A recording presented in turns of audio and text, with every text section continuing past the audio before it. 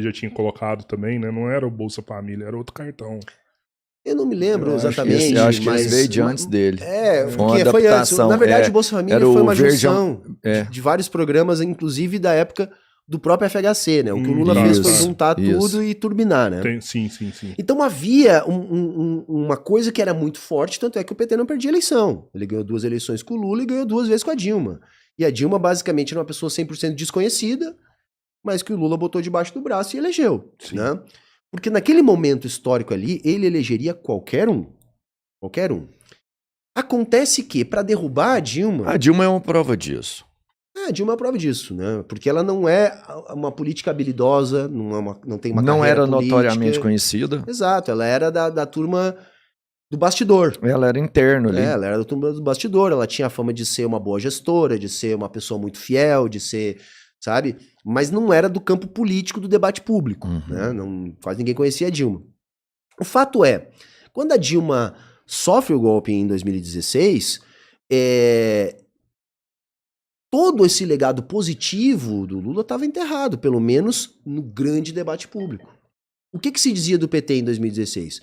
O Lula é o maior ladrão do Brasil, afundou o Brasil, a crise foi produzida pelo PT, então tudo aquilo de, entre aspas, bom que tinha antes, se transformou em algo ruim depois.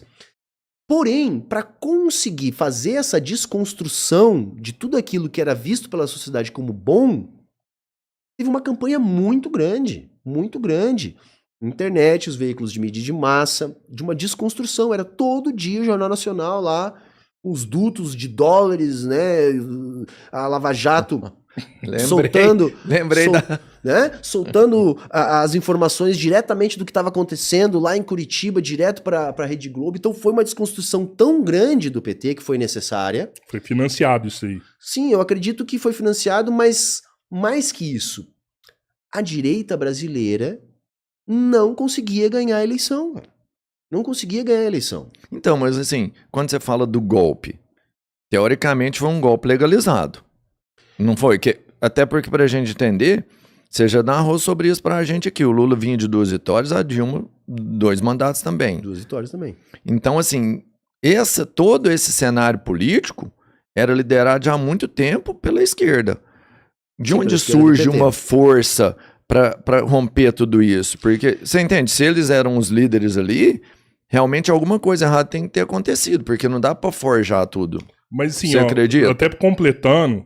Né? Internamente houveram problemas também. Você concorda com isso? Não, Mensalão, eu tenho Petrolão.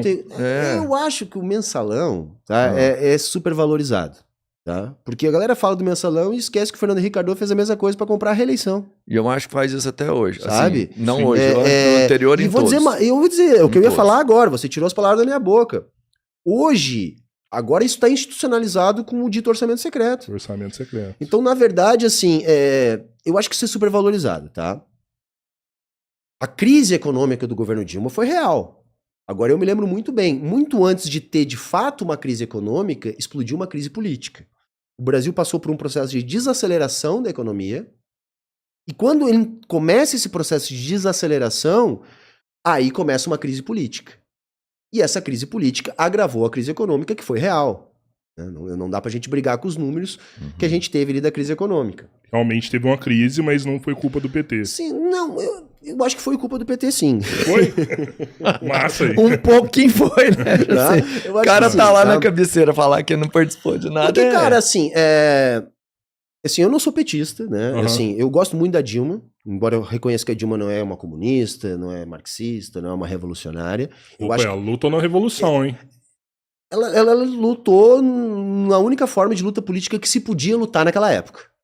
Porque toda outra luta política ela foi exterminada pela ditadura. Então, a única forma de fazer oposição à ditadura era a forma que a Dilma fez. Então eu valorizo muito a Dilma como uma guerreira, como uma pessoa honrada, tá? Não quer dizer que ela não teve erros no governo dela.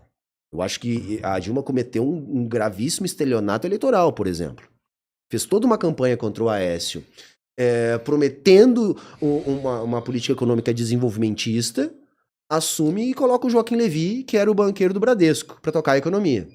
Né? Isso aí desconstitui a base de apoio. Tá? Em alguma medida, o próprio governo Lula de agora está passando por isso. Eu acho que a crise de popularidade do governo Lula tem a ver com isso. Tem a ver com se criar uma expectativa de um tipo de governo, de um tipo de enfrentamento que não houve. Né? Claro, para mim é muito melhor do que o governo Bolsonaro, mas pode estar plantando o retorno da direita. Né? Pode estar plantando o retorno da direita.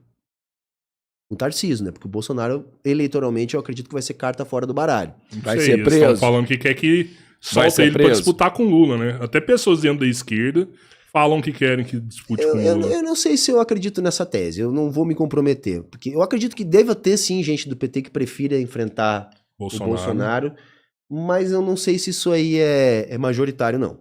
Uhum. Acho que não. O que eu fico pensando é que eu acho que o pessoal do PT não representa vocês, sabe? Não, em hipótese alguma. Eu até entendo, entre o PT e o Bolsonaro, minha opção, infelizmente, é o PT. É o que eu tenho aqui pra hoje. Mas não seria a melhor opção. Na vontade de vocês, a gente precisaria de outras pessoas lá. Tem alguns camaradas da esquerda radical que são mais críticos ao PT do que eu, tá? O que eu tenho tentado fazer? Eu sou um cara independente, né? Eu não sou ligado a nenhum partido, o meu coletivo é o Soberano, né? E não é um partido, e não é ligado a nenhum partido, embora a gente componha muitas vezes com a UP e até outros partidos, mas a gente não é da UP. A minha postura tende a ser a seguinte: elogiar o que é bom e criticar o que é ruim. É isso que eu tenho feito no meu canal. Legal. Sabe? Então, assim, por exemplo, embora seja uma medida insuficiente, eu acho que a tentativa de mexer no imposto de renda é boa. Né? Eu acho que a isenção até R$5.000 é boa, embora não tenha sido uma correção da tabela, é um desconto. É bom, isso vai atingir quem ganha até R$7.000. Acho que cobrar pelo menos 10% de quem ganha a partir de 600 mil por ano é justo. Claro que quem ganha 600 mil por ano não é o rico brasileiro. Tá? Isso é uma coisa que a gente tem que dizer. Tem que separar isso também, né? Mas pode pagar. Eu acho que pode pagar. Porque o que está sendo proposto, né, não é nem os 10%. Os 10% seria para 1.200.000 anuais. Que dá 100 mil por mês. Porque hoje a tarifa efetiva de quem ganha isso aí tá em torno de 2 e alguma coisa. Mas faria tanta diferença assim?